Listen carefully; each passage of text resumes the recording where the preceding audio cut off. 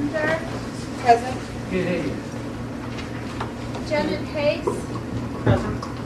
Philip White suspended, Peter Costa, Present. John Smith, Here. Cheryl Louis, Present. Council Martin Minister.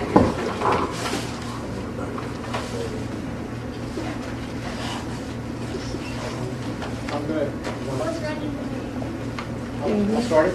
Yeah.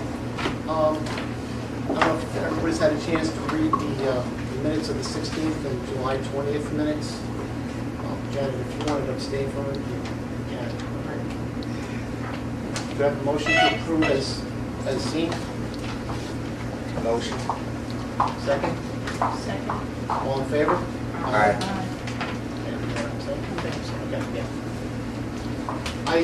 I apologize. I should be introducing our new commissioner, Jeanette Hayes. I welcome you on.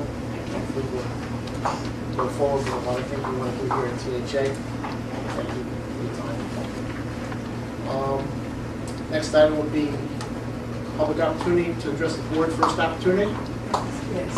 Yes, ma'am. My name is Mary Alexander. And I live here in Tuckahoe. My question is this. Originally, we could pay our rent we had to have our rent paid by the 5th business day of the month, right? I want to know when had that changed? What would, well, anyway, what would, make that be like, what would that, explain that to me, please. What is Because normally we would have to pay our rent on the 5th business day of the month. Ma'am, can you repeat your address, please? 35 what? Washington, Apartment? 35 Washington, apartment 1A. It's always been the 5th day of the month. It was never the 5th business day of the month. It was the first of the month is the due date for your rent. The grace period is through the 5th of the month. Excuse me? You said what did you do? The grace period is for the 5th of the month, each month. Okay, now, stick to this one. First came in on Tuesday, right? Okay. First came in on Tuesday. Now, Tuesday through Thursday, Friday is to the 4th. Saturday and Sunday and Monday you will close. Exactly. So where's the 5th day at? You have the box where you could drop your payment. If the A lot of payment is people picked don't up from drop the their payment box, in there. I'm sorry? A lot of people don't drop their payment in there. Well, it's your choice, but you have the option to do it. Oh, I don't think so. Okay, one other question. According to,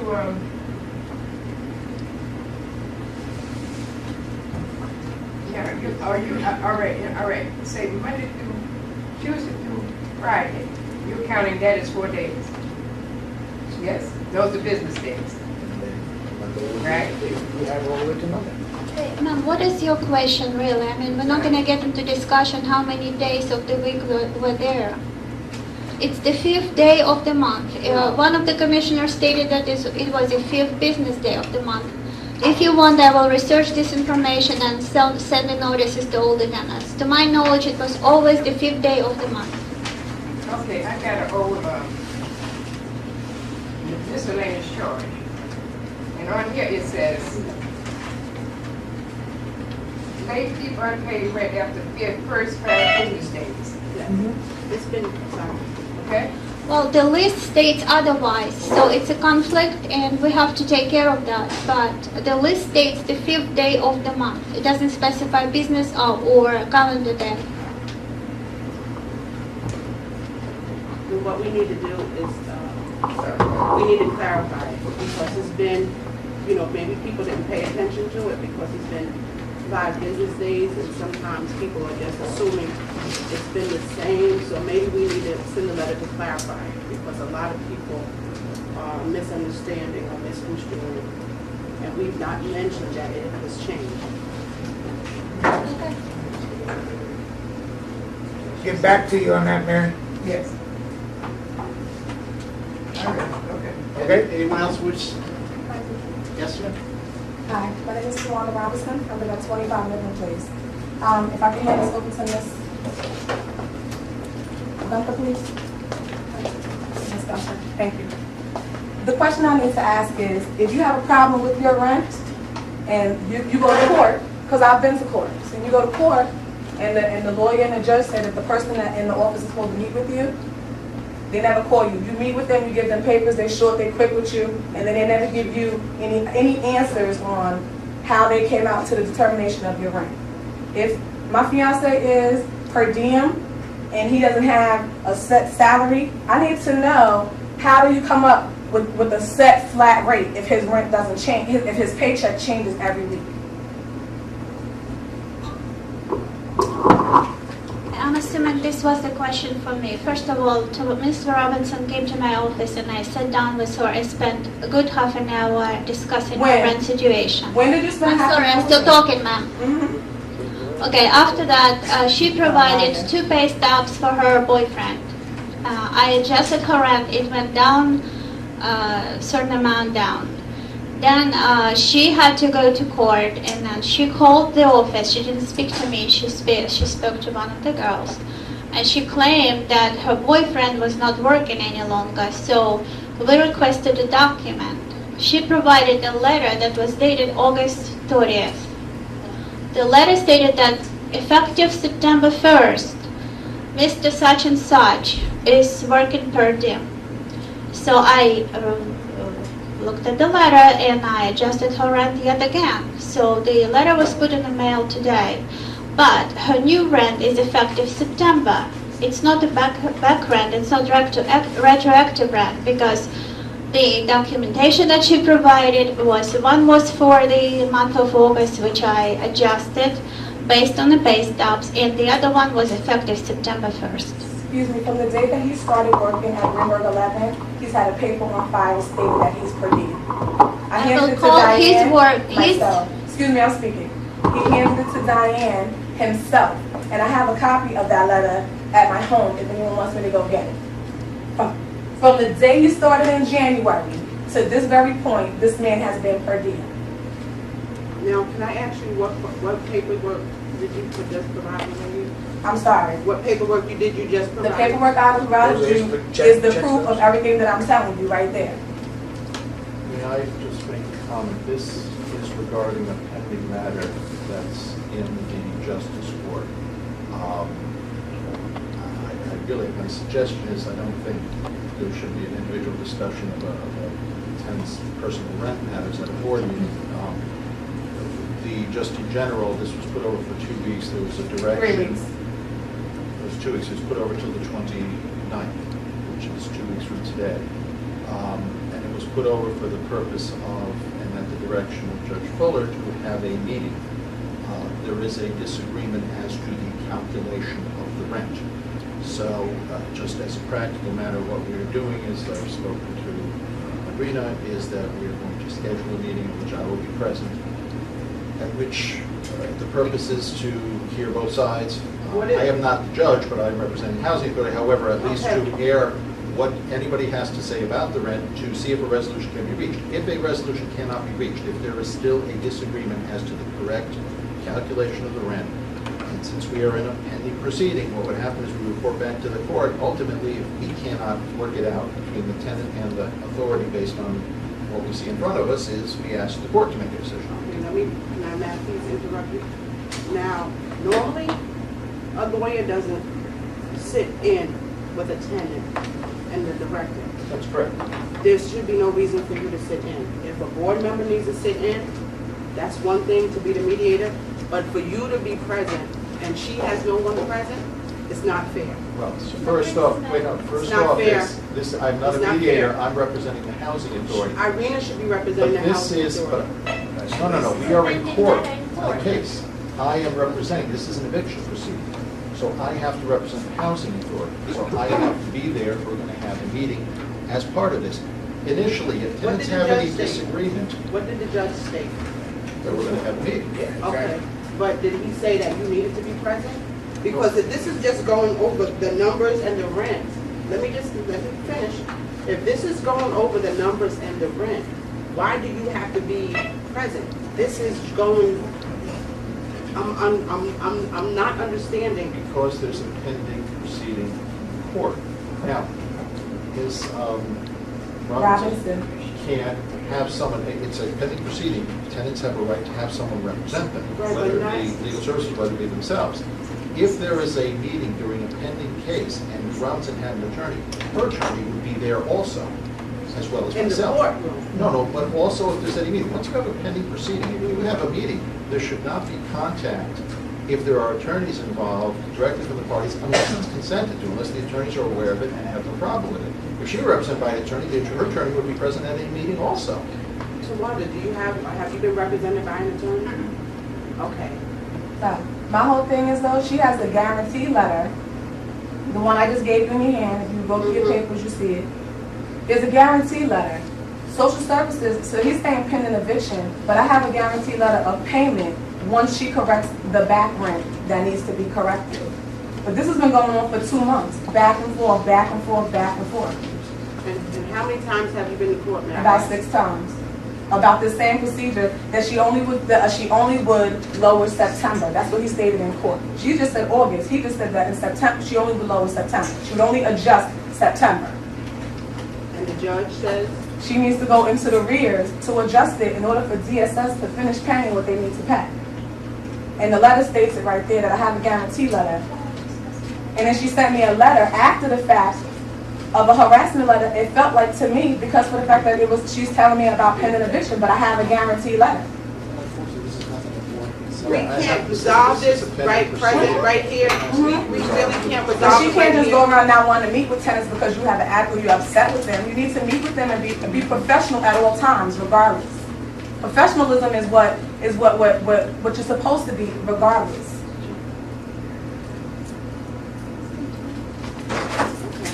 She's still going home on evicting me, but she's not going home on meeting with me. That's my whole thing. Forgot to mention that if any of the board members will look at your history, you are Yeah, late and I'm not always. saying Every that that's month not you true. are late with your I'm not rent. saying that. I'm not saying that. That's unnecessary. Hello? So it's not necessary to All right, judge but my I'm just professionalism saying. here, But you okay? were. But Excuse you me? were. You didn't meet with me. That's not why we're here. I think we should take Mr. Kaminsky's recommendation that this deal be not going over right now. Because this going back and forth is truly not professional at all. And discuss it when you meet with Judge Fuller in a proper manner. That's what I'm recommending. We will Thank have you. a meeting, and then we will report back in 2 weeks, which is what the read. But thank you. She can have DSS representative with legal Of services. course, the legal aid and get the Yes, credit. everyone's Yeah. entitled to have it. If she had an attorney, the meeting would have to be scheduled with her attorney. We couldn't meet with the tenant if she's represented by somebody during a pending lawsuit without her attorney being aware and hearing or giving consent, which they wouldn't do. So that's fine. The tenant can always be No, represented. All of a sudden, we have it's more bothering. scope to address any of This is a particular matter which we will deal with, and No, then this go is- back to the court. I think we all This is just something that we just need to review, just for us to have, knowledge of. Anyone else? Mary? Mary Smith, 36 Avon Road, Bronxville. First, I guess I have a procedural question as to why appointments are made for new contracts in number 5 when the contracts have not been approved until item number 9 on the agenda. I would think you would have to approve the contract first before you can appoint anyone to any position. So the legal counsel, Mr. Kaminsky, not to focus on Mr. Kaminsky, but maybe he can speak to this point.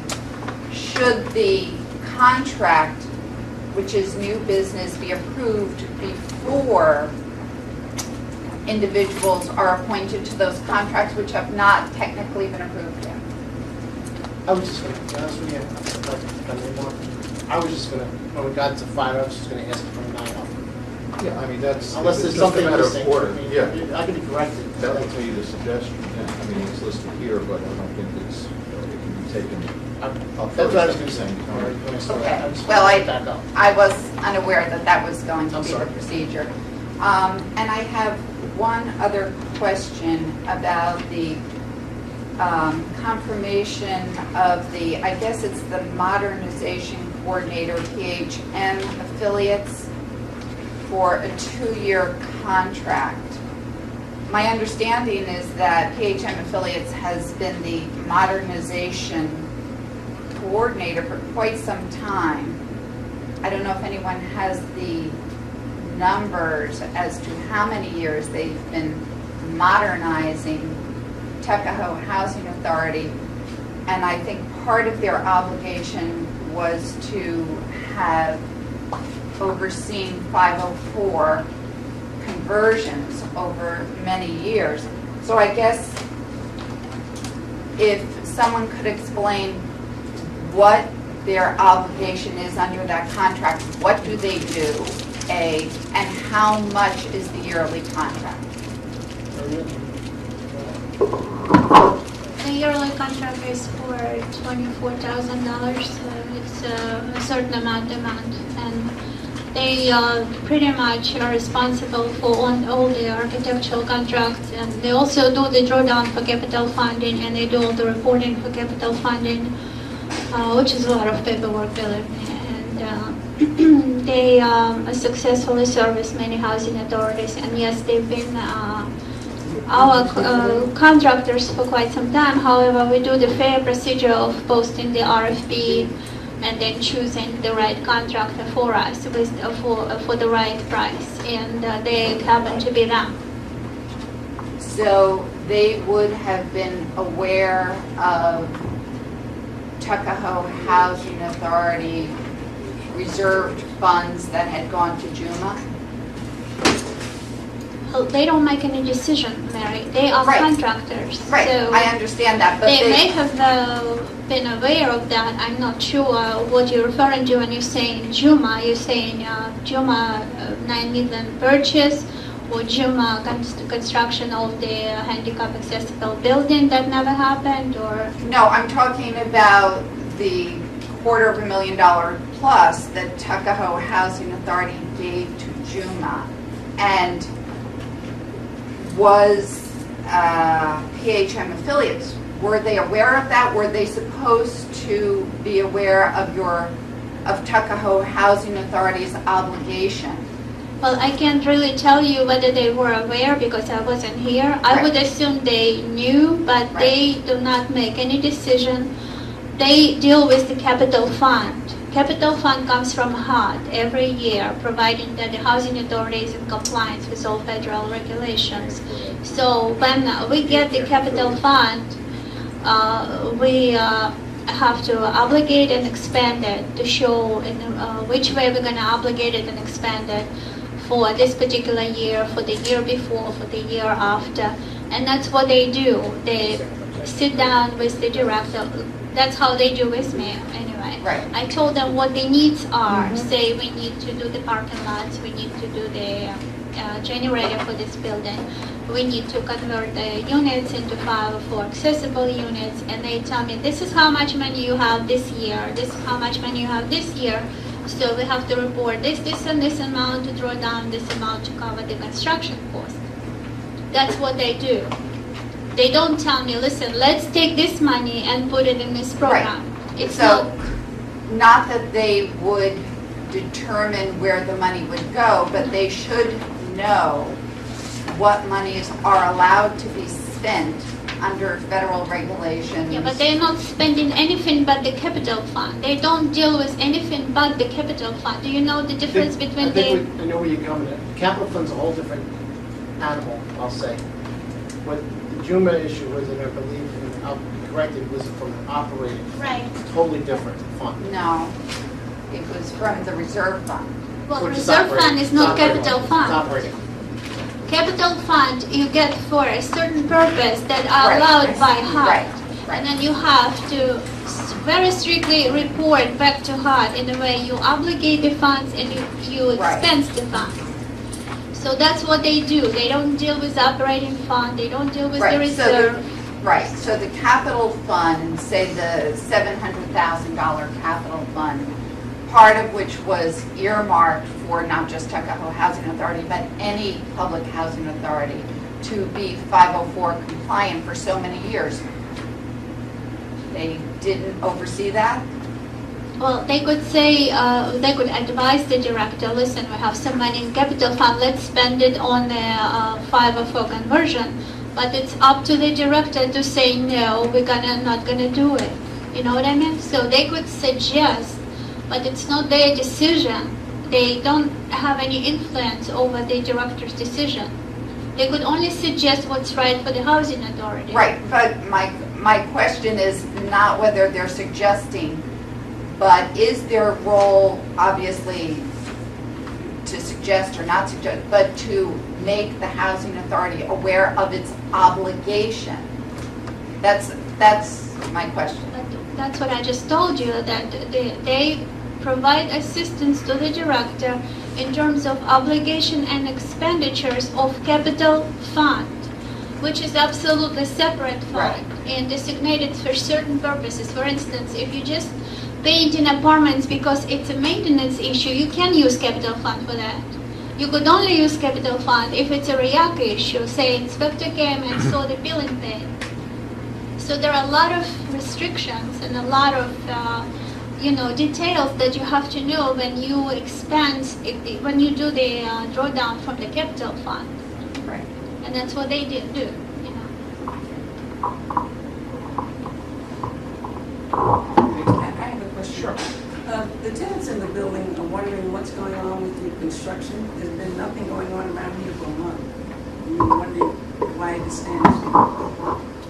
We had a really bad damage due to the heavy rain, and one of the apartments is not waterproofed properly, so there is a lot of issues. There is a lot of mold, and we are trying to take care of that. We dealt with the insurance company first, hoping that the insurance company will cover the cost. Unfortunately, they don't cover it. So now we're doing the bidding to see if we could find a reasonable price and a professional contractor that would take care of the problem that we currently have. That's why the construction stopped for a That's one while. apartment, but the other apartment is also involved?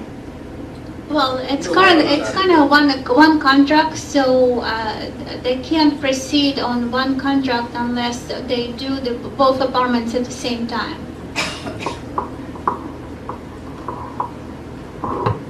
Sorry, Claire.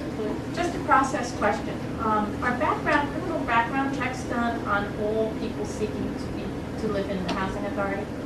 Now, is it on the applicant or is it the entire family? The entire family over 18. Over 18? Thanks. Anyone else? Okay, go on to number 4, bills and communications. Vouchers, checks to be approved in the amount of $134,834.25 for July, and $92,958.34 for August 09. The backups in the packet. Motion? No, not Oh, yet. sorry. No, definitely not yet. Not yet. Why don't we looking at- just bear with me now, why don't we do a motion, and then we'll have a discussion. Before you get into that motion, I just want to ask you a question about 3 checks I'm looking at right sorry. here. Are you following me? One thing, it says Juma repay. Is this what they're going to do every month until all that money is given back to us? Is this what they pay, $5,000? You made this report on that. The sale. So that, I think that report, Rena was going to tell us about the sale of the property and how that's all going to take place. Okay, that was just one check, okay? Repayment to Tuckahoe Housing Authority, $25,366.26. That's repayment for what? When you look on this check, it doesn't say for what. Even though the money's being deposited in the Tuckahoe Housing account. Oh, you gonna do that on later? Can we just, you know what, while he's Just just, the why way don't we we fill just things out, it don't explain much. So everyone knows the Midland Avenue property was sold recently, and I have to give a lot of credit to Irina on that. She did a lot of work with the real estate company getting it sold, and she's going to go over the disbursement schedule where the monies, the proceeds of that property is going to go. That was a Juma property, correct? Okay, initially, if you recall, at one of the last meetings, I'm sorry, we passed the resolutions in terms of repayment, the money that we owe based on the OIG findings. I actually renegotiated with HUD, and they allowed us to just deposit the proceeds of the sale to our account and just show them the proof of the deposits. So the disbursement schedule is right here, the first page. And if you look at this first page, the document that you hold in your hands, John, the first page of it. Yeah? Yeah, look at it. Uh-huh. Which one? You see finding 1A. Yeah. Payment of $6,617. That was the payment for the former director contract. Okay, so if you look at the finding 1A, it shows the deposit of this amount, right? Go to the next page. The 25,000 one? $6,617. You see the deposit? Nope. The third page. Basically, what Third page is back over what you don't see, I know what you're saying. The findings goes Talking back about to the finding in 1A? goes back to the OIG. here. And that's what we have to refer back to. You know exactly what that six, you know, on top of your head. Right, so I'm just Right. giving you the heads up. So the finding 1A is for the former director contract, which we have to pay back, and we are doing exactly that. We just deposited $6,617 into our checking regular account, okay? The next finding, $13,533, is the Medicare reimbursement for the former employee of the village. Okay, if you look at the page, Hold on. Now you're talking about that, that money that we're paying for the employee of the village. we're talking about the OIG report right now. Remember the OIG report and all the findings? So I go over all the findings that were, but they are obligated to pay back. Whether it's we're paying back to ourselves or to Section 8 program, we're paying back. You understand? What it would be probably easier to follow if the OIG was attached. Well, I just have it done today because initially they requested that we pay all the amounts to HUD, and then after that HUD would release it back to us. So my thinking is HUD is prone to lose documents, and it will take us 6 months before we even, if we ever get these payments back. So since the building was sold, I had a good, good argument to kind of convince them to trust us, to deposit the money to our account right away, and to send them the proof of the deposit. And that's exactly what I did, and it was done today, right before the meeting.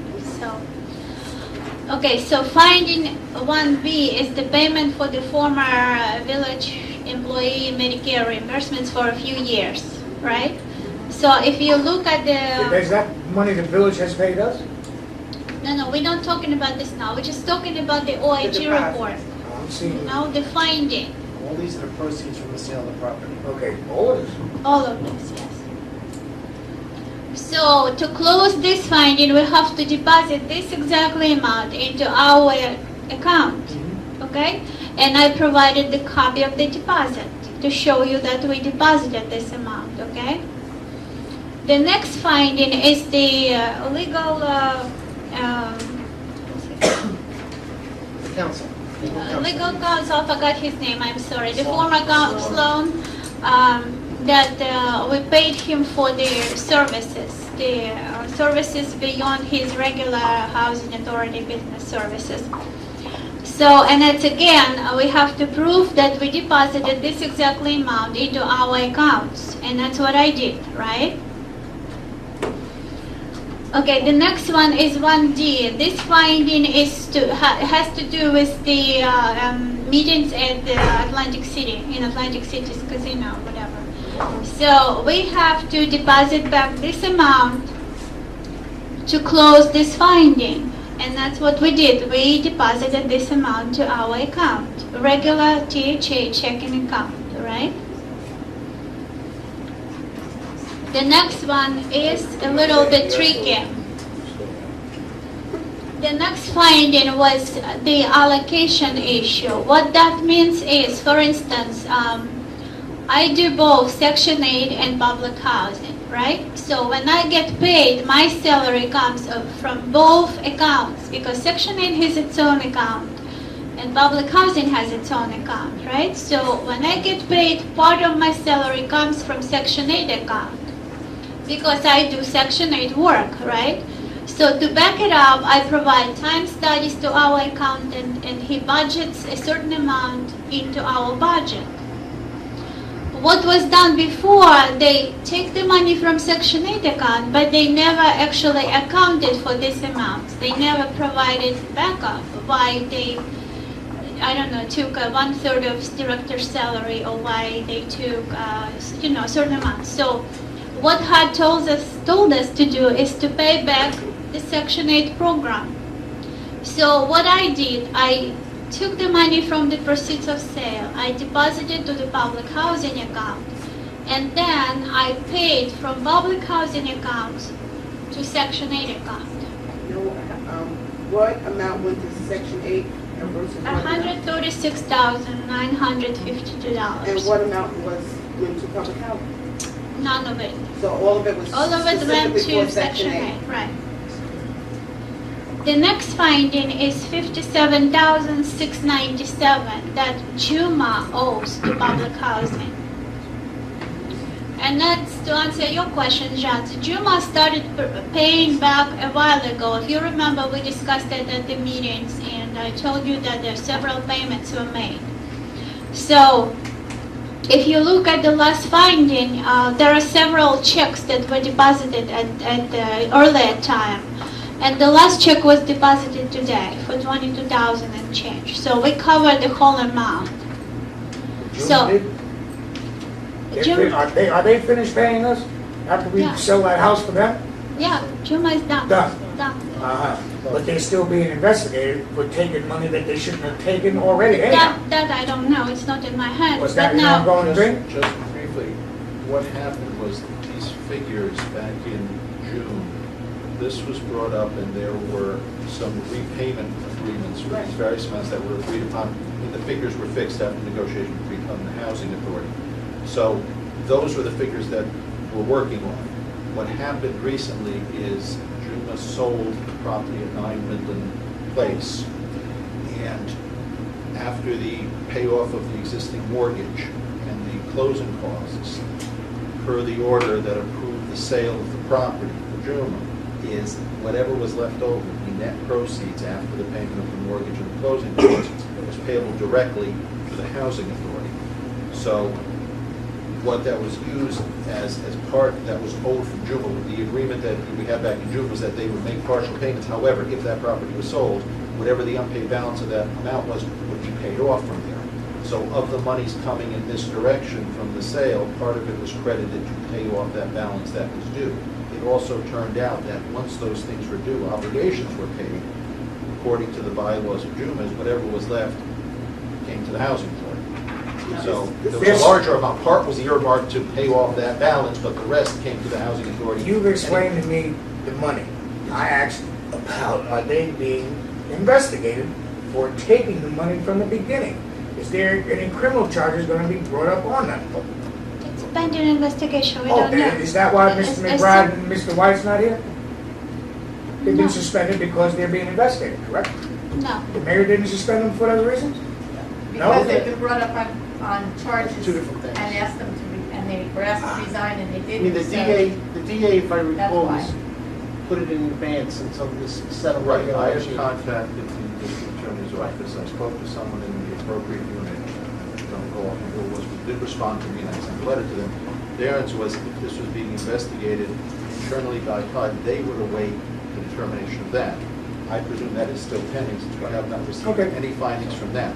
As to whether or not there will be a criminal investigation, I don't know. We can advise them once the result of that investigation internally by HUD is done, and then that'll be a decision made by someone in the district attorney's office.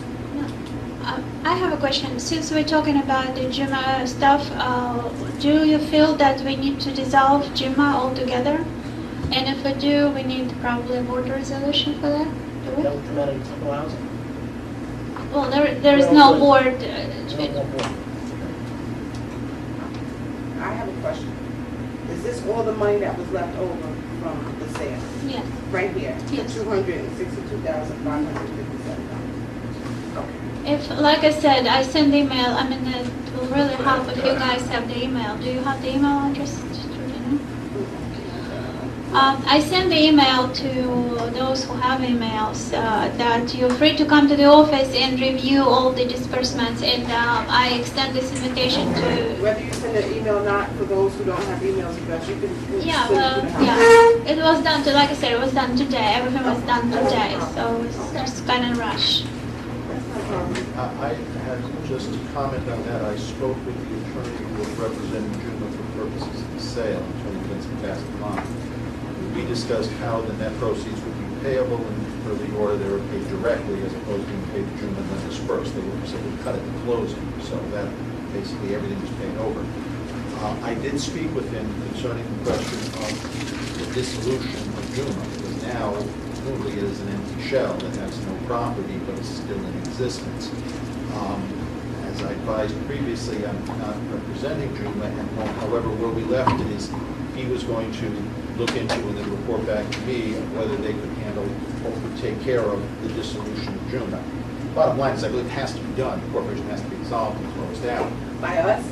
Well, no, that was my question. I didn't necessarily think that that was the solution, that it would be closed by us, even though there was a relationship with the board members.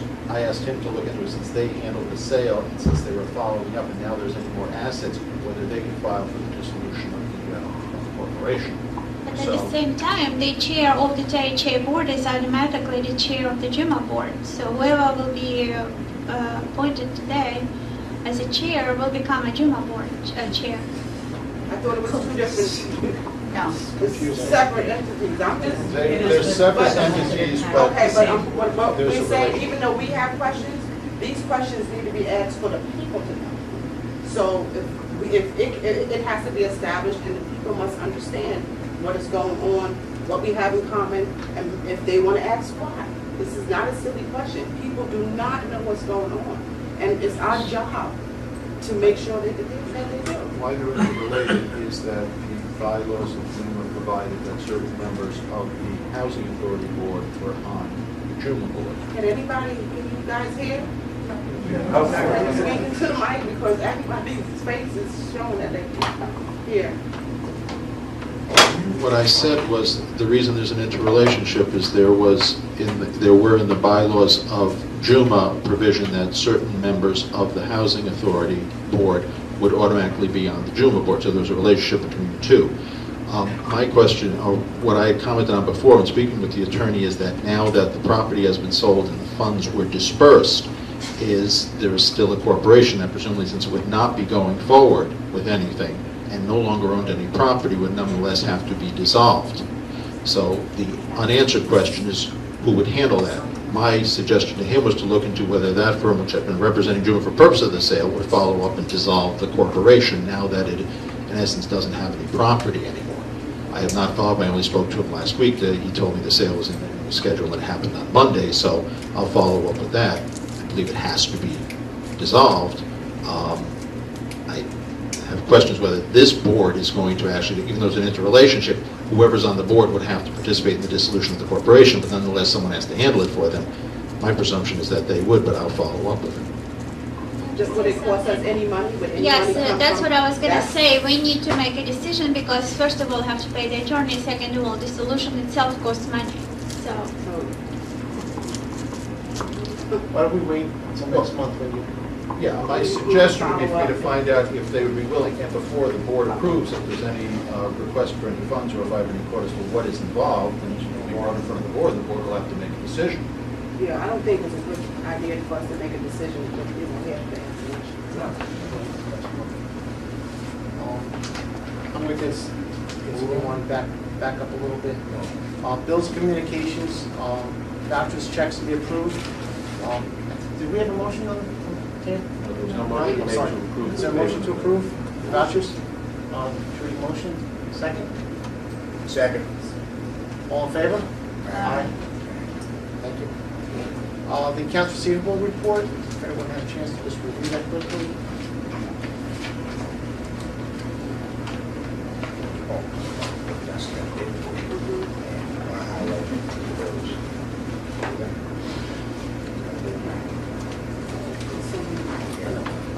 Let's go through the balance, right?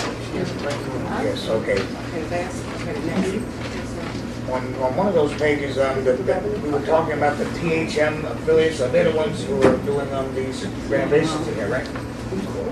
That has this big has a two-year contract coming up? I call them consultants. but- It's more so. You call them? so- Who's the THM? I'm calling them consultants. A consultant, Well, The modernization coordinator. THM?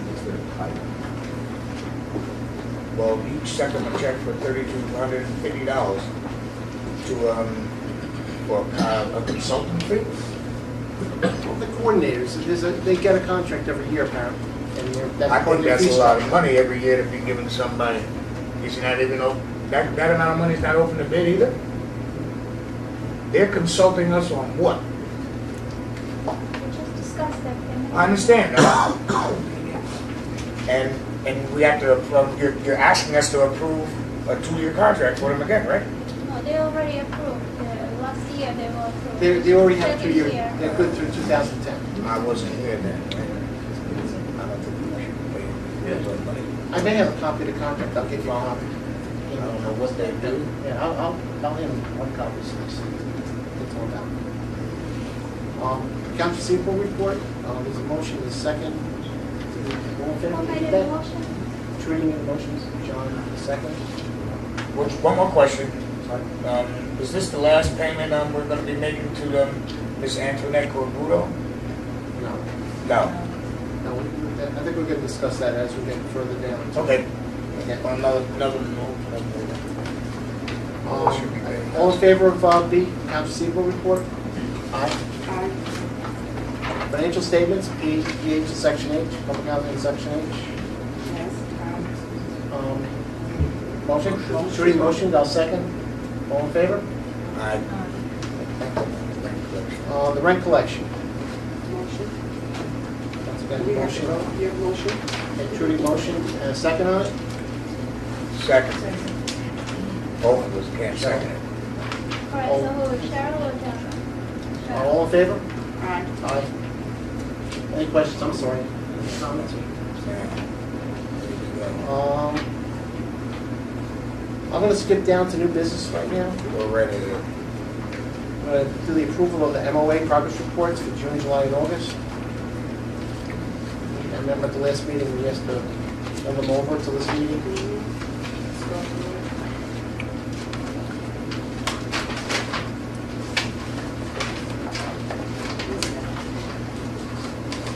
Stuff.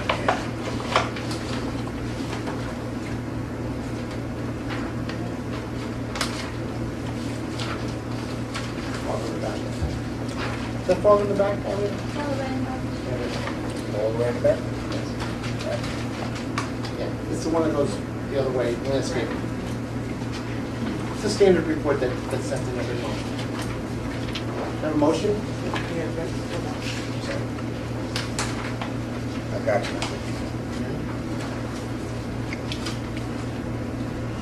Can we just go over it before we place it up in the motion order? I really want to go over it.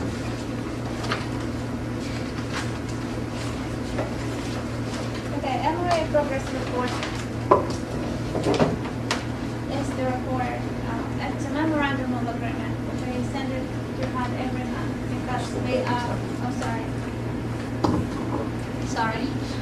MIA is a memorandum of agreement. It's a report that we send to HUD every month because we are considered trouble. So it's a standard HUD form, and I just fill it out every month and send it to HUD. What is it that you want to go over, Trudy? Well, I says finance and procurement, and it says construction is in progress. 2 additional units are almost done. We're not in progress right now with the construction, as per what you just said. It's a holdup. We are in progress because they are all almost done. Once we take care of the issue, it's really a week of work left. Okay, But They when will said that no week work was be being done for the completed? last Well, 2 we months. already did the bids and we are ready to choose the contractor to take care of the problem. But isn't the project on hold right now? For the 2 apartments because of the, what? Yes, but we're still ahead of schedule. Okay, but I would prefer different wording then, because if you say it's in progress, it appears that it's in progress. Maybe we just need to mention that right now we're having a problem. I just think the word, it needs to be reworded, They just said there no work's been done for the last 2 months. or a month No, or it's so. not true, for several weeks. A month, or maybe we need to just probably state that. All right.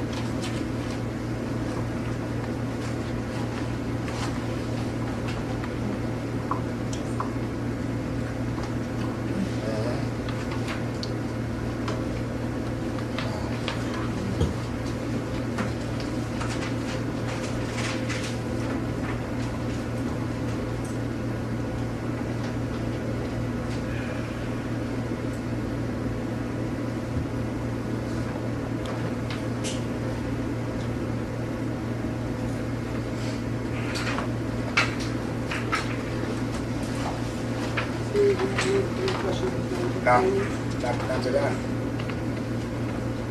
Anyone, any more comments on that at the moment? Then I put a motion to adopt with the change.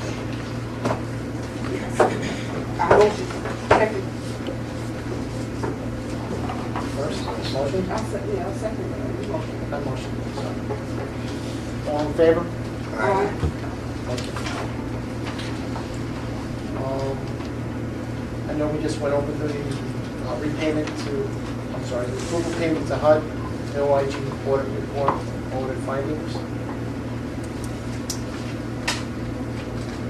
Yeah, I just got, the reason I was framed originally when this was printed is the approval payment to HUD. As it turned out, because of the THA. agreement, there's no need, we're not making the actual payment to HUD, just showing that it's been credited for bookkeeping purposes, but the funds are being retained. Do I have a motion? Second? Second. All in favor? Thank you. On the 2009-2010 budget, everyone received the hard copy or email, proposed budget. I went through it, I know Jeanette had a few questions and she was, totally got answered. I thought it was well prepared, thank you. I went through it also. Pretty much cut and dry, it's all federal format, so it's easy. Does anyone have any questions on the budget? This is very sad here.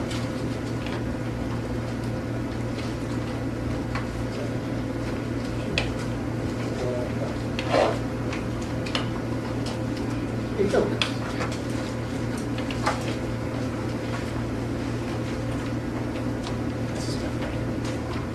I just want to make sure we're on there.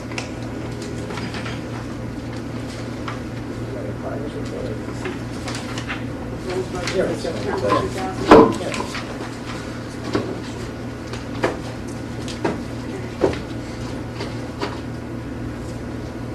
Budget should be defined. Yeah. Anyone have any questions on it? Yes, one more, after second. Thank you. Jeanette? I mean, I read through it thoroughly over the weekend. At the end of last week, I asked a ton of questions that weren't answered. And just one concern I had just regarding utilities, as you spoke about, I just thought we kind of over budgeted compared to what in actuality, say, we spent this current year. Okay, you talk to the Thanks. The one concern I had was that looking at utilities, year-to-date actual for this fiscal year and what was budgeted for this current year we're in, it seems as though looking into the next year, we may be over budgeted, which in reality, it's not a bad thing, but It's always better to over budget than And under under budget, budget. no, I understand that, but I was just thinking that I wasn't sure if we went Utilities. a bit over, but, Yeah, and I know what you're doing. A lot of municipalities use that utilities line as a place to over budget sometimes. You never know what's gonna happen. Because things, or oil could skyrocket, or gas could go through the roof, like it has last year. It came back it's down. come back down, Yes, exactly. right. And that's just what my point was as I was looking Fluctuates. forward to the next year. But, Well, I mean. if you really feel that strongly about it, we could revise the amounts for the utilities. But then again, you never know, because last year utilities went up 40%. So, It's like a safety net. I understand, which Do I have a motion to approve? Motion. A second? All in favor? Aye. John? Aye. Approvals of document retention policy. I just would like to explain something to the board. We have a basement that is full of old, and when I say old, it's really old paperwork from 70, 80, 90. So these files, these boxes take up a lot of space, and I feel that we need to get rid of them. However, I couldn't find a formal retention policy, so I feel that we should follow, it's up to the board of course, but I feel that we should follow a hard retention policy which states that we should keep all the documents for 3 years and financial documents for 7. I have no problem with that. Anybody okay with that? How old are these reports? Was there any microfiche that maybe, Real old? do they still use? More than 10 years old? Sure, the Yeah. 1970s, she said. Oh, they my were goodness, back. 30 years. Close to 40. But we then just dispose of them, is that what you're No, saying? we're We're gonna use the shredder, the big shredder The that mobile comes shredder in. They have a company that comes Here, around. Let me, don't That's right. pay anything for the shredder. The county has a shared service you could piggyback on, it's free. Okay. They come right to your door, Right. it's free. They'll give you a manifest at the end, so. Have you gone through this? Not really. Is it, It is everything a lot. is marked? Some of them marked, some of them not. And I understand there was a flood at some point, so all the boxes were mixed together, and some of them are ripped, and the paperwork are just, laying there. Do we really think it's a good idea to get rid of anything right now? No. Yeah, tell me about it. I'm sorry, I feel very. Until it's looked over, it told me to make sure that it's nobody's financial or personal information. Not even that, we don't really know what it is, that was the answer. Then maybe we should hire somebody to go over these documents. It's that much of a mess down there. Oh, how do we know? Well, let's I know, some people have put gone it down. open. So- It's been I here know. for from 30 years It's a fire now. hazard, actually. Yeah, so- It's in the furnace room, it's a fire hazard. It's in the furnace. Yeah, it's in the Have you furnace. been cited yet by the fire department? Okay, Paper. You want me to call the fire chief? somebody is They now. still- you can go back After 7 people years. see this meeting, they're gonna, they could act on it now. But even if we go back 7 years, that's pretty good Okay. financials. I just don't want, I understand where Trudy's We coming can from. extend could it be to somebody's 10 personal years stuff. maybe, providing the history of the housing authority, I would, You want to do Right. that? that's, excuse me, Cheryl, what was yours? I was concerned with the financial The basement. situation. And that's why I'm uncomfortable at this point, we not really know what it is. What we're getting rid of, or, Some of us get together and go down. Right. Absolutely. that would I'll go probably, down. that makes sense. Can you more table so that than- till next month? To the next meeting, let's go down there and see what the hell you are. Yeah, but it may be unreadable anyway. We'll find out. Let's move on. Approval of tenant services funding? Well, this year and the last year, we spent quite a lot of money for tenant services. We spent, was it 2,700 for the Christmas? 25. 25, and then we spent 5,000 for annual picnic, which is fine. The only concern that I have is per HUD, we're supposed to spend $25 per unit.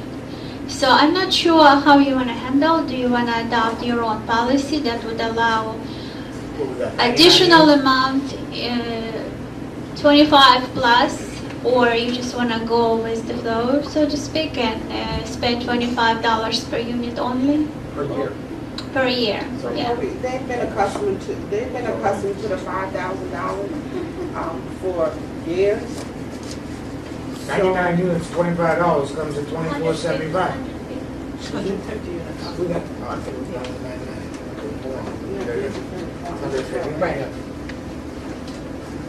If we were to change the amount, what would Comes to 37. This age, I would not say much to that because it's really, if the policy is adopted by the board, it's the policy.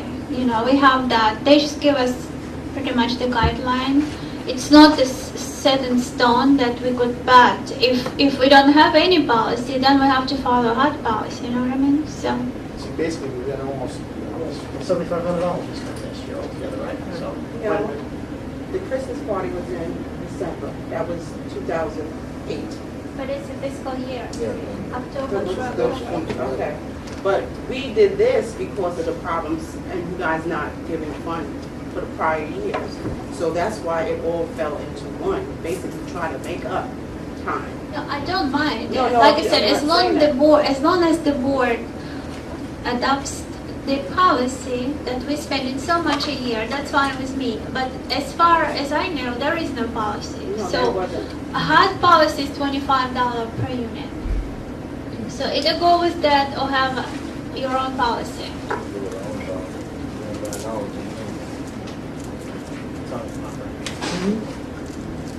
Let's put in the operating cost. what do you think? Yeah. Do you want to adopt a new number? Let's do what they've been doing And for then years. what we It's can do not is, new. well, if we adopt a new number, it doesn't mean that we can't, like, we got some donations this year, we got some food We free, got- so we got- we just push a little bit more for that and. Right, you say- because I still have receipts that I have to get, but it was well over 5, to be honest with you. To be honest with you.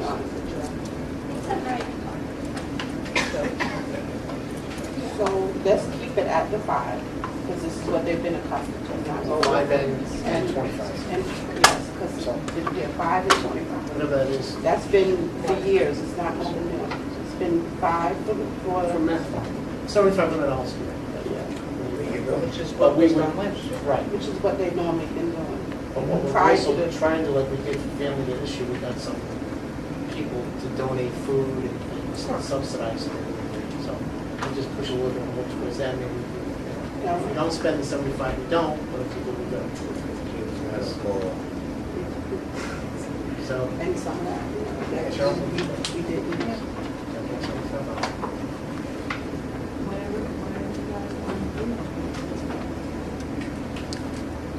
Okay, so you want to adopt it to make a motion to change this tenant services funding up to maximum $7,500 in fiscal year. Motion? Motion. I'll second. 7,500. Yes. Works for me. All in favor? Aye. Okay, approval of legal counsel contract. At the agenda meeting, we reviewed the RFPs that went out last week. I thought they were well in order, looked good.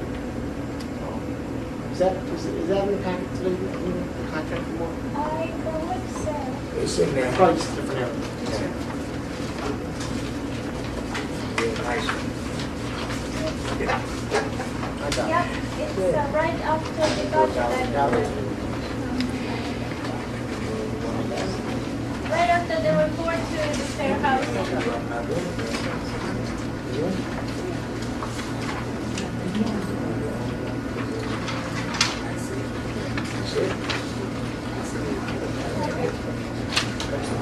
So you have a motion on the table to approve the legal counsel contract?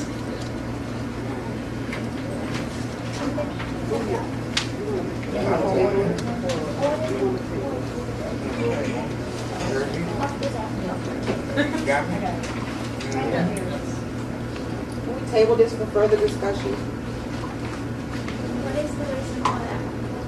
some people that's not comfortable yet when they want to do it or have further discussion. When's the contract expire? October 1st. October 1st.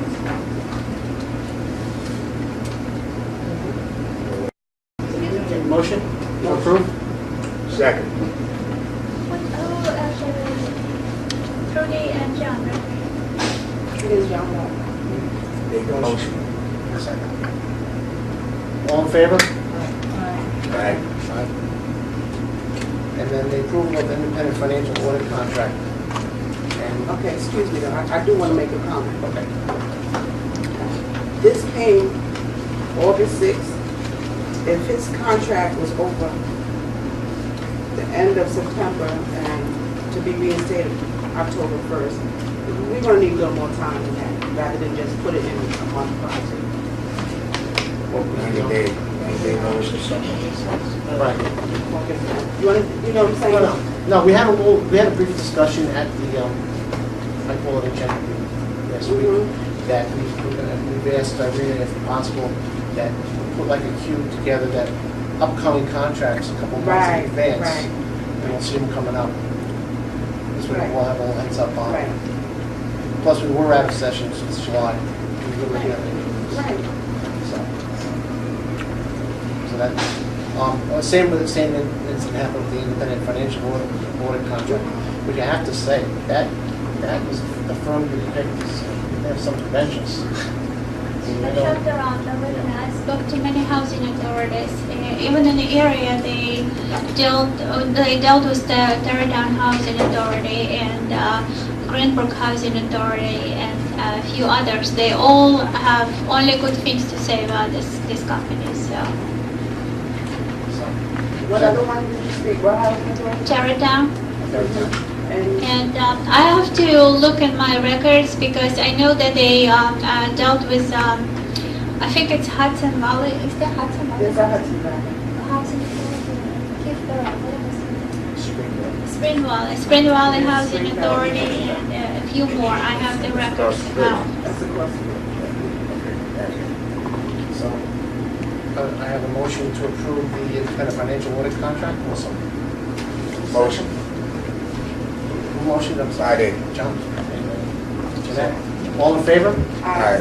Thank you. What about the secretary? Is that- We're moving. All right. Push it. Oh, I'm sorry, Gene. No, geez, I'm sorry, bro. I'm sorry. No, we went out of order for a while. Yeah. Okay, number 5, annual reorganization and election of officers. The chair is open, the vice chair is open, the assistant secretary station is open. So, where do we want to start with this? I nominate Peter Costa for the chairman. Do I ask for, how do I handle this? Are there other Myself? nominations? Any other nominations? Cheryl? With Cheryl? Want to nominate Cheryl? You basically, you ask for a motion, second, I know. close nominations, and then you put them. Okay, I close the nominations. We'll put second. No, that nomination, but Yes, there should second. be to close the nomination, you opened it up for nominations. Okay. We can usually, motion and second just to close the nominations, and then you put it up for. Motion to close the nominations, since there's no one else. Second. Second. Okay. All in favor of that? Aye. Aye. And you have to vote, if there's only one person, we'll take the vote, that's who's going to be chairman. One nominee. Thank you. The chair is Peter. Thank you. We didn't really vote on it. Let's have a vote. Yeah, there should be a vote. Let's vote. I can see this coming back tomorrow. Show of hands. No, she can do, call out the names. Call up names. Make sure it's in the record. The vote for Peter Costa as chairman. Okay, Call the vote. Cheryl, Peter Costa for chair. Janet? No, I understand. Aye. John? Aye. You open for nominations. Now nominations for the vice chair? Cheryl, I'd like to nominate Cheryl. Any other nominations? I'd nominate Trudy for this vice chair. Procedure one? Well, there should be a nomination in a second. So that's first. Okay. So we should deal in order. I'm sorry. There's a nomination, then there should be a second, and then a nomination in the second, and then no more from the floor, then you can close the nominations, and then you put it up for vote. But are the board members supposed to be choosing? Yes. I really can't choose. Right. No. I'm not choosing, I'm just, No, there should be, I'm sorry, I didn't hear that. There should be a board member who nominates anyone for the position. So I suggest you start for opening for the position of vice chairman. You should take nominations, and then there should be a second. Okay, so that you should listen to first. I already did that. I nominated Trudy. Irina can't nominate anyone. All right, and then you ask if there's a second. Second? A second to the nomination. Is it a second? I'll second. Okay. Are there any other nominations? Any other nominations? I'll nominate Cheryl. And is there a second? Second. Okay, Jeanette seconds it. Any more nominations? If not, you should close the nominations. Close the nominations at this point. All in favor? Aye. To close the nomination. So I'm confused. So am I. There were two nominations made, and then they closed, then they moved to close the nominations for vice chairman. So there were two nominations, which would be Cheryl and Gertrude. Those were the two who were nominated to be vice chairman. Nominations are closed, and there should be a vote as to the parties we're going for. Okay. All right, so, Sorry? This is more discussion. So now what occurs here? Mm-hmm. Oh, the vote for. Now we vote? okay, who is in favor to close? You can go through each and they vote for individual, or they do, there's five of you. You go to each party and they vote. Here's your nominees. We have 5 people, so each person now has to vote. I mean, I have no problem Decline the nomination, you can decline the Okay, so I'm nomination. declining the nomination. Okay. Now, what do we do with that? Well, if she's declined, there's only one nominee. Trudy. I still have to vote, There right? should be a vote now, to say yes or no, and we'll put in one nominee. So we should go down and vote. Okay, John, Aye for Trudy. And yourself? Trudy, I won't stay. Peter, Aye.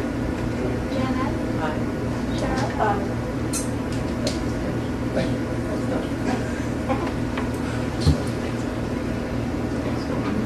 The assistant secretary? Did we ever have that? I'm sorry, we don't need that. We didn't do that. But we had it squeezed to be the assistant secretary. Because there was no director.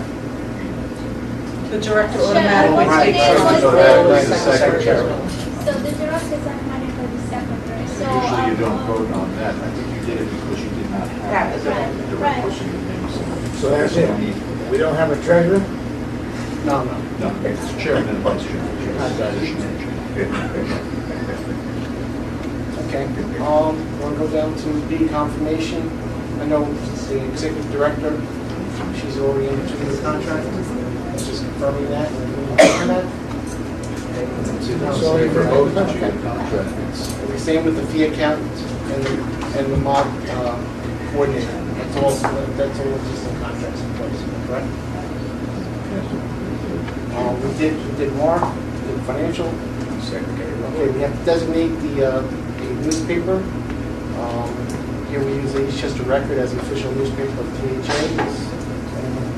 Is there a motion to approve that? I just ask how that's chosen.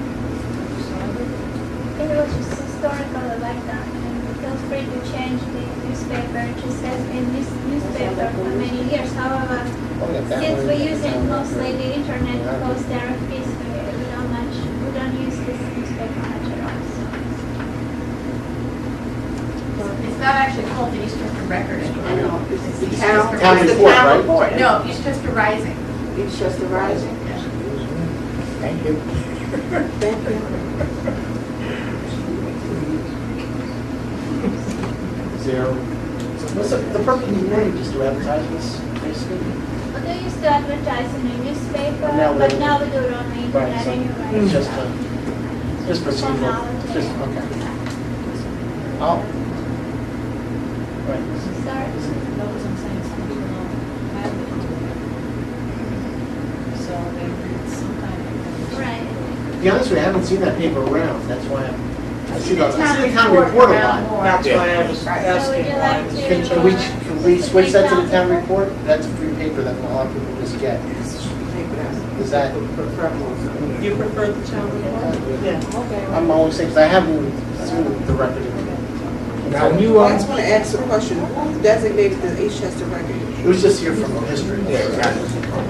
Make a motion second and then vote as to designation. Okay, so I'm gonna make a motion to change it to the town report as the official newspaper of the Tuckahoe Housing Authority. So I'm making a motion, I need a second. Second. And all in favor? Aye.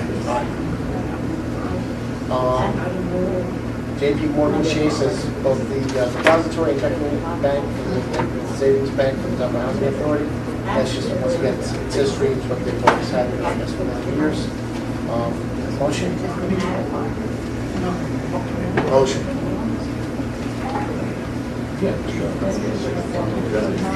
Second? All in favor? Aye. Aye. Thank you. Irene? What about unfinished, I'm sorry, secretary report. You want to speak something about that?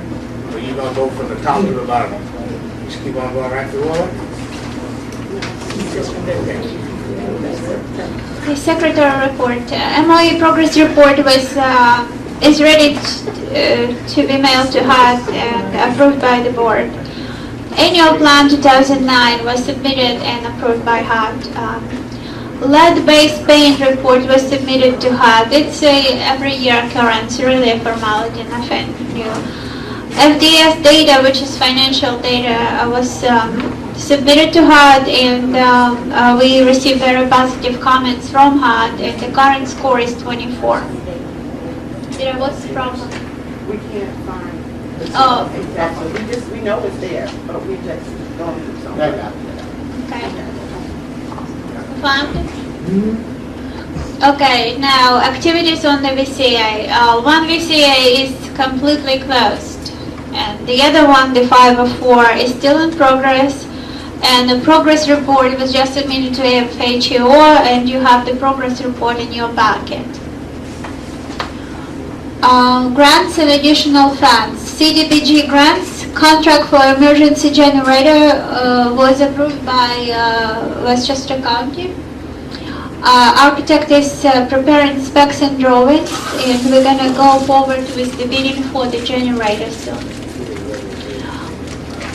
Weatherization. I have a little problem with weatherization because their rules have changed recently, and now we have to file the whole new applications, which is going to be easier this year because we already have the energy audit and all that stuff. We have just to fill out the new actual application, which is not that big a deal. So, and I spoke to one of the representatives a few days ago, and they mailed us the packet that has to be completed again. And he said that they will start in no time. So in their terms, in no time means several months. So I would say, realistically speaking, probably November, December. Remember the survey, the second round about if everyone wanted their windows done? Is that what we're talking about? Down in Sanford? Okay. Windows, refrigerators, you know, the lighting, the shower heads. The type of windows that anyone agrees on, hopefully they'll keep the type that we already have existing, that pull in so people can wash them, because they changed the ones here in the senior building. They used to have those, and now they have the just single sliders. Well, I told the seniors before, and I could say the same thing to the residents of Sanford Garden. We're going to hire contractors to do the power washing of the windows. Okay. So that means we're on the You don't have to wash your own windows from the outside. I mean, you'll still have to wash I inside. got you, I got you. No problem, man. Okay, so the 2009 stimulus grant is obligated. Report was submitted to HUD. ELAC's report. What is ELAC's? Every month I have to draw down certain amounts for operating fund and for capital fund and provide the backup, especially for capital fund. So I do it on a monthly basis, and it's called ELACS. It's a secure system that you have to have a certain password to get in, and so the reports were submitted to HUD. DHA has applied for the competitive stimulus grant, not to be confused with the regular stimulus grant that we already received. The competitive stimulus grant is a really complicated process, and we did apply and we were approved in terms of that our application was not rejected, which is a positive thing already, but it does not guarantee that we will get this money, but we try anyway. Side ground improvement. As a part of a stimulus grant, obligation and expenditure, DHA will be renovating parking lots, sidewalks, and walkways within courtyards throughout DHA properties. We did the bid evaluation and we're actually ready to award a contract. However, my concern is the monetary issue. So I would like to wait until we have the contract for this unit that was damaged, and then after that, probably in October, maybe the board will make a decision on the contract awarding. For doing the hallways, For the parking lots and walkways. that was the $99,000 we, that was slated for that? Was it 99? No, 99 is for the generator, 79 for the walkways and parking lots. You were at the bidding, Oh, remember? yes. Now, I got one question though. See, maybe I'm too far in front of you there. I'm collecting proposals for the hallways, replacing the floor tiles and repainting the walls, railings, and repairing the steps. I saw our old painter walking around the grounds. Did he put a bid in? He did. He did? Yeah. Okay, you haven't considered who's going to get that bid yet? No. No. It's quite expensive, so I'm not even sure if we'll be able to do it right away. Okay. Maybe I will split it into separate contracts, one for the painting only, and the other one for the floors. Do we get a, But we want to see, do we get a say in the color of those walls and the Yeah, you tiles? could, once I have the samples, I could call you and you'll come and choose. I'm thinking darker color for the floor. Definitely, don't want to see no more white And I tiles. want the single paint, I don't want a two colors paint. That's what I explained to Yeah. him, saving some money by making it one color instead of two. Right. We on the same page, thank you. Fantastic. Okay, we're doing the second round of apartment paintings, and we already finished building 6 and 12, and we started I believe it's 29 and 29 35. today. 35. So we are moving at the fast speed. The only concern that I have, some tenants would schedule a painting job and then they turn it cancel down. at the last minute. So we should not be doing that because of You the, give them ample time to prepare. well, excuse me, I don't mean to argue. A lot of people turned the painting job down because they felt you didn't give them enough time to remove things. For example, a letter was sent around, let's say August 23rd, and then on that August 23rd letter, you expressed that the painter will be around on August 27th. well, all they need to do is either call the office or send me a notice, because a lot of tenants did that. They actually asked me to postpone it, and I gladly did. Okay, so that is what caused Yeah. a lot of tenants to. Right, so So maybe we can just give them a little more time to. That's fine with me. I mean, That's- I I think wanted to, that's- I wasn't rushed to finish painting because I felt tenants wanted this, but then, But sometimes people get sick or, situations change, so I just think that we need to be. no, that's mindful of fine. that. Just all they need to do is to call the office or write me a note, and I will accommodate them. All I say is yesterday the person begged Michael to bring the painter today in the morning. Today in the morning they canceled the painting job because their baby was sleeping. I mean, come on. I understand the baby was sleeping, but at the same time, you have to be considerate too, because we have a contract with the painter. He may very well tell me, listen, I came to do the job, pay me for it. Yeah. Okay, the next, the overheads at 42 Washington and 39 Washington are in a really bad shape, so we are replacing them right now. I saw a gentleman out there today, and we sort of brainstormed. The water, the reason why they get messed up because they have to be a little tilted. It has to be, it's like on a storm drain. If they got pitched, it's called pitch. They got to be pitched toward the drain. He's going to put the way this our old painter come explain to me. He has the right idea. Hopefully it works. He has the little drain pipes and everything, but he has to have the plywood. We're only talking about a 1 or 2 degree. You won't be able to see it, but it's enough to have the water go where we want it to go and not sit there. And he's got, well, I'm hoping that you get this guy because he knows what he's doing. Okay. Excuse me? Yes, I like him. Please. He's the one we had the problem. He used all that great paint. Now, granted, he put Benjamin Moore paint on those apartments. You won't paint them for another 10 years.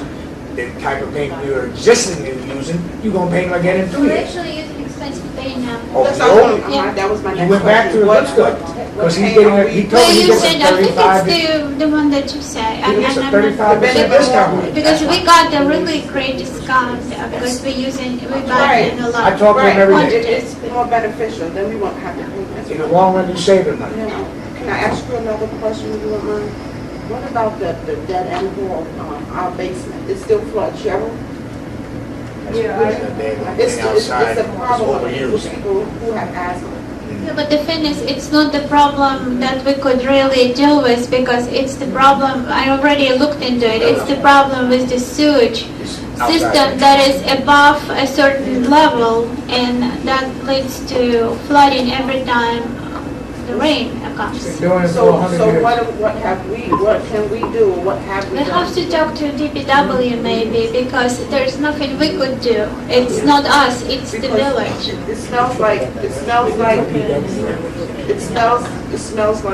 you know, like it's not supposed to. We had a little discussion about that because we use sewage pumps here, right? Because our elevation is lower than the pipes are. So I think Frank was notified, DPW. That whole area was a He was just swamp. going to look at it, see if there's anything we could do about it. Realize He was that was a swamp. He knows the pipes, he knows the system here. We had the gunite people years ago, Do you about get a smell 15 years of ago. water? Yeah. Remember the cutout thing they did? We discussed that. I worked on it. But It's in that pipe. It's been on the table several I times, know. you know, it's just it needs to be something that we can't forget. We have to continue That big. to push on it and not push it away because the winter time is coming up. We've already went through a rain season, let's hope that it doesn't get any worse because it's really bad. I mean, on our part, we could only make sure that we clean it right away, which we do. But sometimes we sit and do the weekend. And- Okay, Trudy, do you have my cell phone? No. I'll give everybody on the board my cell phone. I got If your something number. like that should happen, please give me a call and make sure the maintenance is on top of that, okay? Now, DHA Finances, independent financial audit was performed. Audited data was submitted to HUD. According to HUD evaluation letter, all last year findings are cleared. Current year findings are minor, such as missing application. Don't forget, we're still picking up the mess from 2008 and before. So the application for Section 8 tenant was missing, and we actually found it later, but the independent audit still did not take it into consideration and put it as a finding, although it is corrected technically. Another finding was the employment, when you start the employment, you fill out the immigration form and you provide the documents to prove that you are authorized to work in this country. I forgot the number of form, whatever form is there. So what they actually found in one of the employees' file, here for many, many years and no longer with this company. So this issue was never an issue before, and this year they found that this form was not filled out properly, and they put it as a finding. So my point is the finding are really very minor, and I think it's a big progress from last year even. As far as our current financial scores, we are doing extremely well. Our score is 24. It is an excellent score. We need to have a score of 18 to be considered out of trouble. CD account has a reserve of over $220,000. Amount in the checking account is actually more than that. The last statement that I got is $373,000, which is great. Now, I have a little bit of a good news also. In addition to everything else, once this closing, these findings are closed, the OIG findings are closed, we could apply for appeal process that will remove us from the trouble status, which we will definitely do so. OIG audit closing, we already went over this, so I don't really have to get into this again. And that's all I have to say. Thank you. Thank you. That's it, We have to I got open up the door. Oh, Mark?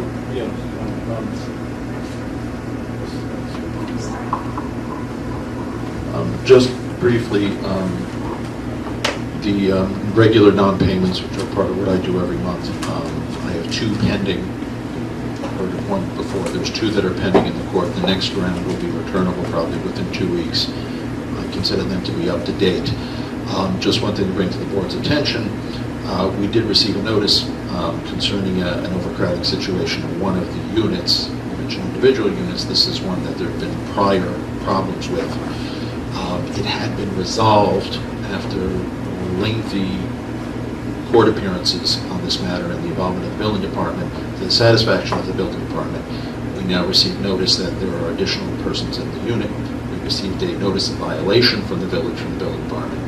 As a result of that, there's really no choice, as we in turn are serving what in essence is a termination notice on the tenant based upon the overcrowding situation. That's really being done so that we can begin a proceeding and go back into court, because this matter was there last year, and it has to be brought up again, because if not, the housing authority is liable to be charged with building code violations.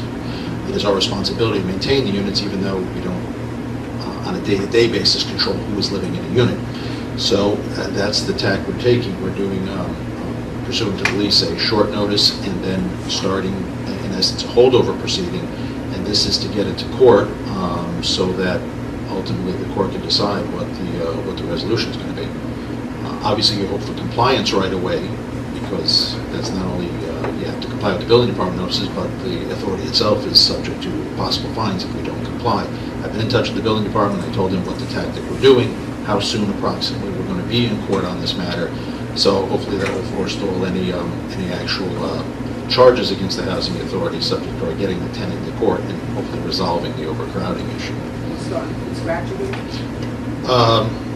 In a sense, yes, because it was resolved before. The village, the building department had resolved the issues before. As I said, there were lengthy negotiations in court and somewhat convoluted negotiations as to how the tenant was going to resolve the number of people in the unit. But we're back there again. So we're just bringing it right away, and we'll have to deal with it in the local court probably within the next couple of weeks. And then the last, if there's, which I guess rolls over into the unfinished business, if you wish me to speak about that, or whether it's something you just want to bring up. No, please continue. Yeah, just to report, I had reported last year, and this has to do with the issue of the medical benefits being paid for the former village employee. We spoke last week. I had indicated that there were a couple of letters being written to the village. The village had acknowledged that it was being referred to the attorney. Unfortunately, since then, I still do not have a response from the village to report.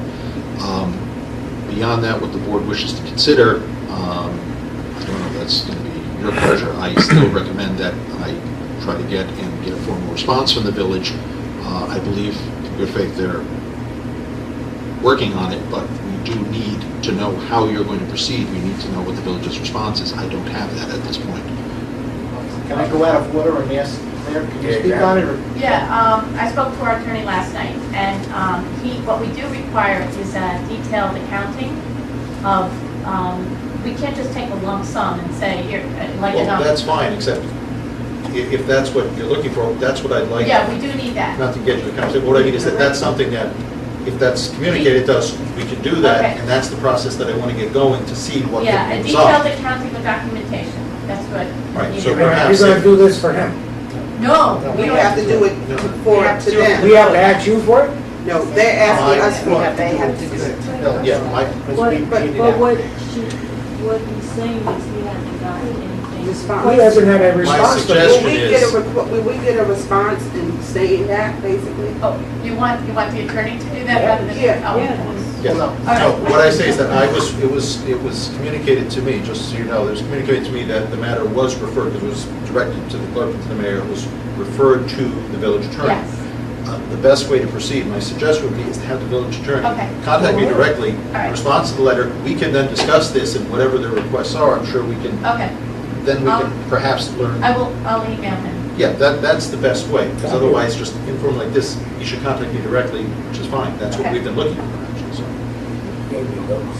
Thank you, Claire. Thank you. Well, it's not a resolution, that's what we're looking for. Because once there's contact, then we can start exchanging information and see if we can have a reasonable resolution of this matter that's satisfactory to the board. At this point, I don't know, but I'm obviously very hopeful as soon as he contacts me. Yes. So meantime, we're gonna still make the payments to. We're obligated to do We already it. My suggestion is, what had happened, just so the board knows, is previously when this was discussed, and we were sending communication to the village, is there was a resolution that a further resolution, until the board decides otherwise, that we continue on an ongoing basis to pay this for the obvious practical considerations that this is a third party, and Absolutely. we weren't going to force the issue by cutting it off. I suggest that you may want to consider just leaving it that way. This is good news. If we have response, then maybe at the next board meeting, we'll have exchanged some information. At least we'll have something to discuss, and that the board can have a proposal in front of it. Anything else? No, that's all. Before I open it up to the board, I have a couple of things if I, yeah, before I open it up to the public then to the board. Last week, we did something a little different. We started, I call it an agenda meeting. It's open to the public also. There's different, people call it different things. I call it agenda meeting. As I said, as far as I'm concerned with open meetings, as long as it's notified and the public's allowed to come, then Was the Thank case that I didn't see anything involved with. There was a few, so. It's not supposed to be in every one of our hallways. Right, that's the. I walked around and it wasn't. in there. I thought it was a good meeting, had a good discussion, the architect came in, who's handling the 504. He's also assisting us in the waterproofing issue and came up with some other solutions that aren't expensive, talking to the village. Remember, we talked about the concrete pad, things like that. We had a discussion about the sewage issue. I'd like the board to consider continuing those monthly, a week prior to the regular public televised meeting. I don't know if everybody could. Is there a discussion on that? Little brainstorm. No, this needs to be properly posted. Yeah, that's That's what. This way everyone will come up. Who we got, Bobby? Well, 4 I people would in? say that sort of meeting has to be publicized and announced in the same way as a regular As board this meeting. one, As exactly. far as open meetings are, a meeting is a meeting. So if it has a quorum, it just has to be No. publicized in the same way. In one hallway, I'm telling you, just The in one. meeting wasn't properly posted. It was. Not in all the hallways, it's not in my hallway as Well- I speak. And I have not seen it for the last couple of You days. know what it So is? Whoever's putting them out, we have got to make sure that it's being done, because it's not. The little push pins that we have sticking in those on the little boards in every hallway, doesn't work. Bring a stapler with you and staple that boy right to it. We can, Are you following me? Kids, you know what the kids are doing? They're coming by. you can bring them. Thank you, I'm taking this home with me. That's what it basically is. I don't want to do so. You know, before advance here. But the kids are coming by grabbing them. The only hallway that I seen that about our little in-between meeting is what you're talking about. Was down in number 6, in Trudy's hallway. Mine, after one day in 42, please, it's gone. One day in 29 and 35, it's gone. Everything on Midland Place, it'll stay up. because they don't have the traffic of children in their building. My building, that's why the white floor gotta go. But it's, you're okay with doing that? Yeah, yes, definitely. If there's nothing that, of course, I'm not gonna, Except for people who has to work at night. well, no. What I'm saying is if there's nothing going on during that period of time, then, we don't communicate with us saying, there's nothing major, we don't have to have a meeting. So you're okay? There's a couple other things we talked about, and I'll let everyone here who's on TV so they know. We talked about a procedure we would like to put together to file a complaint or give an issue. A lot of the board members are getting calls, mayor's getting calls, trustees are getting calls.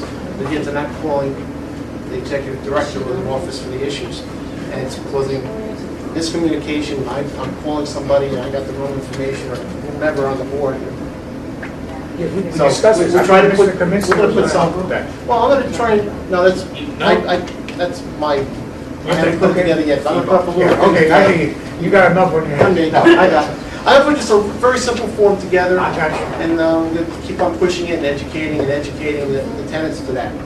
The other thing is that we talked about working on having a website created and having the school or CAP children work on it. Yes. Created for us. Get the kids in this We neighborhood, post all the information get on them the involved. website. There's another issue I think John talked about a little bit. I call it security. We used to have like a little system. We used to have a tenant patrol. Need big young men like that right there. Also to try and get the tenants association back up. They need a little push. They just need a little push. That's our biggest, but I think that's what we need. though. Yes. Because if they're out there supporting what we're trying to do and help us with the website, Somebody the who security. knows everybody in the neighborhood. Well, we have to get the people, want to be more involved. There's a lot of miscommunication. The office, the people, and we're losing them one by one or as a group. And we as a board, maybe we can come up with some argument to try to bring it all together. I want to, it's one of the reasons I accepted this, I want to work on more involved with it. That would make a difference. Definitely. So that's a quick summary of what we talked about last week and what we'll continue to talk. Those are very informal meetings. We'll sit up here, everyone's welcome. Technically, the public do not speak, but we wouldn't do that. I mean, technically, we're looking for input from the public and tenants on the issues, questions or ideas we're throwing out to you. So we want that. We want that back and forth a lot more than what it has been in the past. I'm going to open it up to the second opportunity to address the board. Then I'll open it up to the board to speak on any other issues. Is that okay? Claire? You go first. I just wanted to ask you a question. I don't know if you brought this up or not, but we were not notified of this meeting at all. There was nothing on the bulletin boards, and this is very unusual. The only reason we know it was a meeting is those of us who have cable, but there was no notice on the bulletin boards at all. For this meeting tonight? Tonight. To Oh, my tonight. office Tonight. workers, because I was told that they I'm sorry? I was told that the notice were posted, so I have to speak to the No, there was workers no at the notice office at all. tomorrow. We didn't know it. A lot of the tenants didn't know at all that there was going to be a meeting. Okay, I Thank you. apologize for that. Thank you. Claire? First, I want to compliment you on a really good working meeting. It was nice to see that. Secondly, just another comment on the papers.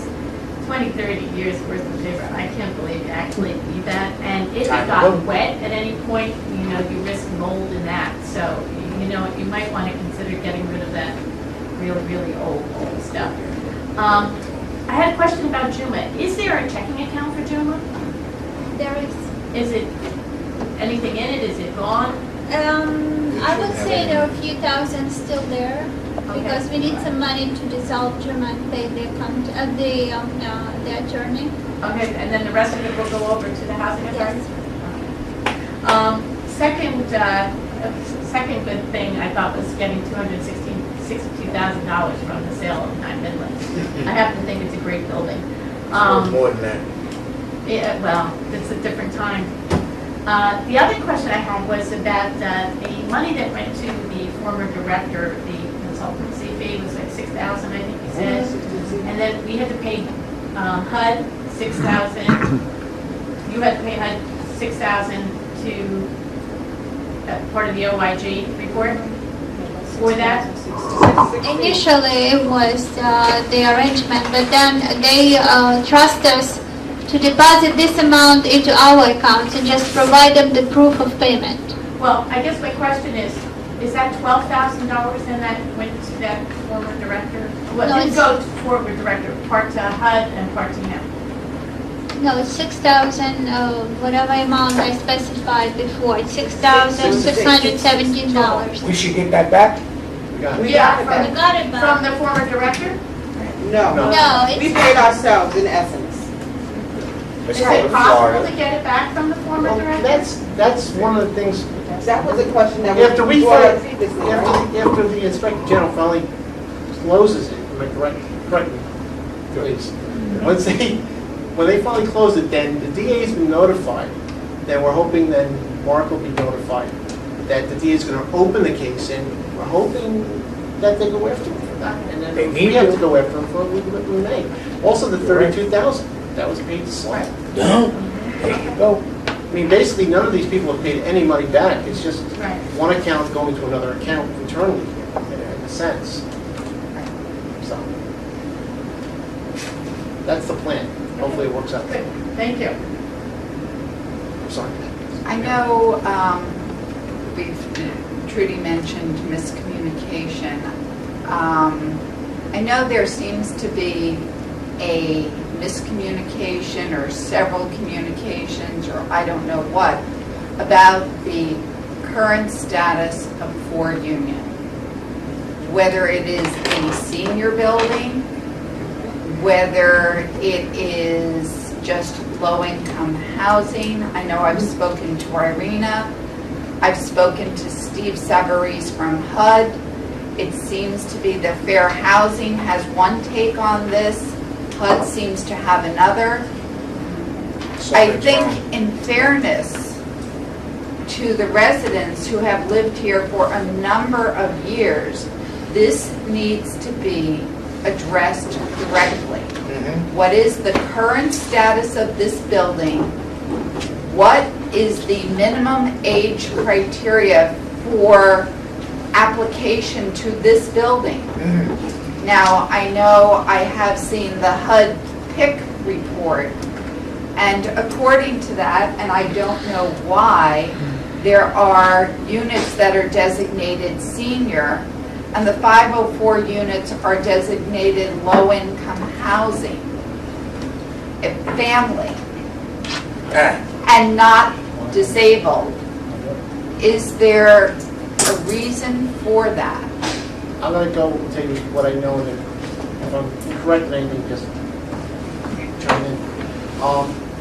I checked also. The designation of this building is a senior building. The units that are 504 ADA compliant, according to the voluntary compliance agreement that was signed by the previous board, are open to anyone with a disability of any age. Open with, A disability of any age. right, But only those apartments. Yeah, that's not- Only those apartments. right. The rest of the building is still 62 and over. Don't bring it up here. Well, I guess part of my question is, why are the 504 units, well, why are the 504 units designated just family units, not disabled? So it would seem that according to the designation on PIC, that any family could lay claim to those units. If everything else in Sanford Gardens is taken, and I am a family, and I'm saying, I want that spanking new apartment. I'm not disabled, but I'm entitled. If I'm entitled to low-income housing or subsidized housing, then why can't I get that 504 unit? I know what you're saying, but that isn't what I was told. Well, no, I understand this, because you're told one thing, I'm told one thing, Irina's told one thing. Something is wrong with that I think rule. it needs to be, I think HUD and/or Fair Housing, in justice to the people who have lived here for so many years and people who maybe intend to move in, they need to know what the status is. not what they're telling Irina, because I know she's being told one thing, I'm being told one thing, I see certain documents, you are being told something else. It's not who's on first, what's on second. Let's get it straight. Let's put it out there. Regarding the 504 units, I was told the same thing, that anyone, any person of any age can claim the 504 units that are not even designated 504 units. But I won't even go into that. We all know that HUD said in the past that this is a senior building. It's pretty clearly a violation. You're right, but the So- BCA changed things. The BCA is an agreement between HUD and Tuckahoe Housing Authority. We've had HUD and Tuckahoe Housing Authority do a lot of deals in the past that upon reflection and upon clearer eyes looking at it from not the regional office of HUD, but HUD headquarters in Washington, they do a lot of backpedaling. I think rather than get deeper into this, I think it is appropriate, I think it is just to have HUD come and address the residents of 4 Union. Tell them what the status is. I Didn't we mean, have a contact at Terrence beyond? I know.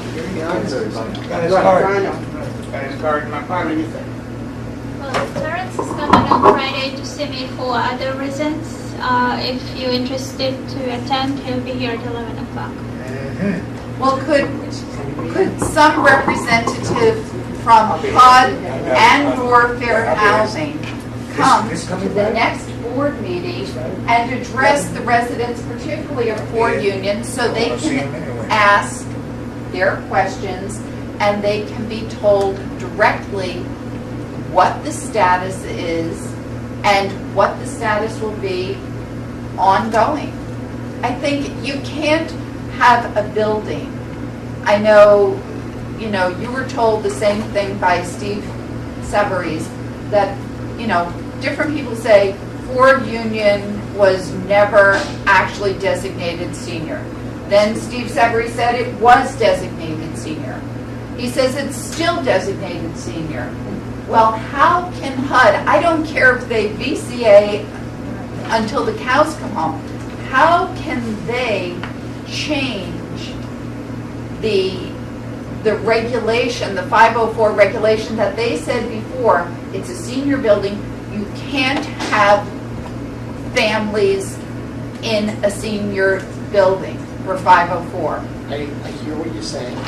So Let them address it. You're Right. We're gonna address it Friday. someone needs to speak directly. We can't have so many different people saying so many different Maybe things. Terrence coming down to another meeting in the fall, an open meeting to address it.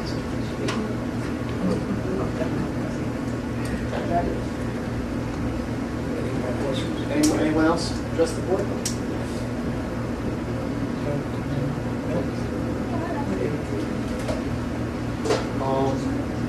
Does any board members have any issues? Both of them here, and they can say, I'm saying this and I'm saying that, and there's. Everybody here. If they have a separate meeting, we'll be out there. They could run it. Just introduce them. We've done that. So is anybody planning to attend? I'm coming. What time, 11? Yeah, I'd like to see Mr. Renault. Be there for about an hour. 11 o'clock this Friday. No problem. Any other board members like to speak on any issues? We've covered just about everything. No questions. All right. Right, so people down there. The training for the board members is scheduled? Yeah, it's scheduled for the 9th and 10th of October. By the way, John and Toby, I sent you a letter asking you to verify that you're available. I never have heard from you. What is it, what day? October 9th and 10th, which is Friday and Saturday.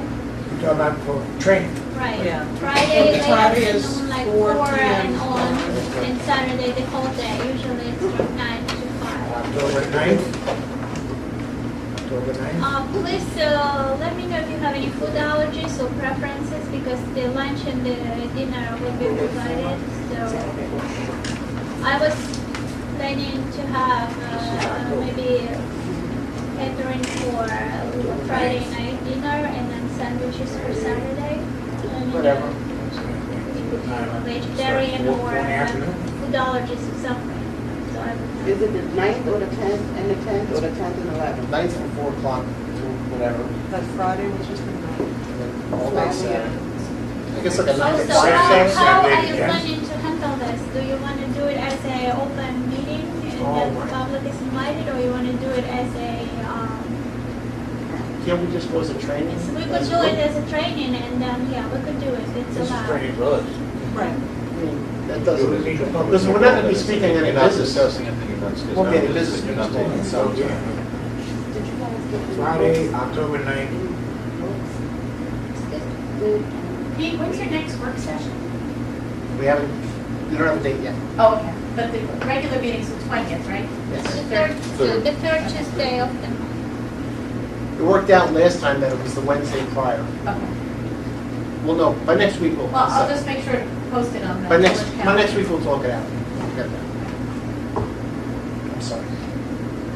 Yes. Judy, you're No, saying I was asking, did the new members get the book that we got through the last year? Or they haven't? Everybody has it? so you will get No, it. no, yeah, Like got the once training, a she year was you'll telling get me it. that, yeah. Anybody else? Carol? Everybody come?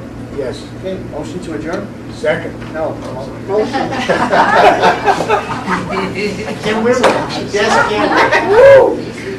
Motion? Second? Second. All in favor? Aye. Thank you. Thank you. Meeting adjourned.